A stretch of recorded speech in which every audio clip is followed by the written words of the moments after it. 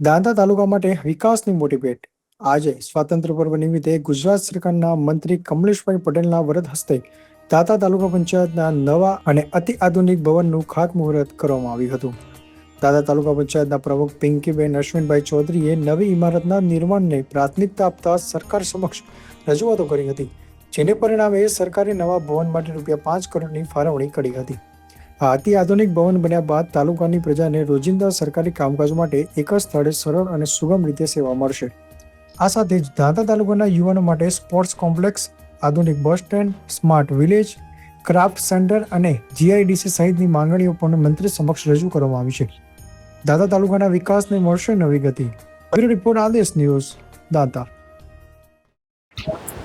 આજરોજ દાંતા મુકામે નવા બનનારા તાલુકા પંચાયત ભવનનું ખાતમુહૂર્ત કરવામાં આવ્યું અને મારી સાથે જિલ્લા પંચાયતના અધ્યક્ષ વસંતભાઈ પુરોહિતજી, અમારા આ વિસ્તારના ધારાસભ્ય શ્રી કાંતિભાઈ કરાડીજી, અમારા તાલુકા પંચાયતના પ્રમુખ બેનશ્રી તેમજ અન્ય આગેવાનો ઉપસ્થિત રહ્યા.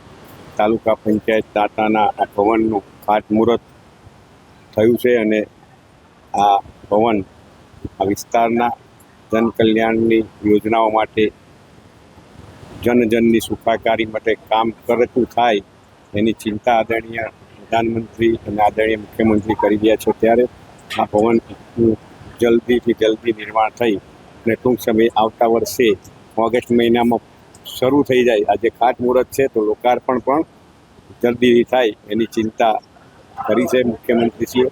અને આ જે મકાન તાલુકા પંચાયતનું ભવન બની રહ્યું છે તો દાંતા તાલુકાના સર્વે નગરજનોને ખૂબ ખૂબ શુભેચ્છાઓ. અને આજે 15મી ઓગસ્ટ 80મો સ્વતંત્ર દિનની પણ દાંતાના સર્વે જનોને ખૂબ ખૂબ શુભકામનાઓ સાથે શુભેચ્છાઓ પાઠવું છું. અસ્તુ ભારત માટે, વંદે માતરમ, જય જય ગરવી.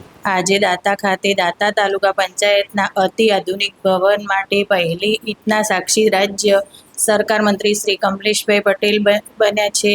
આજે તેઓએ તાલુકા પંચાયત ભવનના કામનું ખાતમુહૂર્ત કર્યું છે. આજે સ્વાતંત્ર્ય પૂર્વ નિમિત્તે માનનીય મંત્રીએ શ્રી દાંતા તાલુકાના વિકાસ કાર્યોને પણ મોટી ભેટ આપી છે. એટલે દાંતા તાલુકા પંચાયત અને વહીવટીતંત્ર દાંતા તાલુકાના વિકાસ માટે કટિબદ્ધ છે. વિકાસના કામોની ભેટ આપવા માટે માનનીય મંત્રી શ્રી કમલેશભાઈ પટેલનો આ તબક્કે ખૂબ ખૂબ આભાર માનું છું.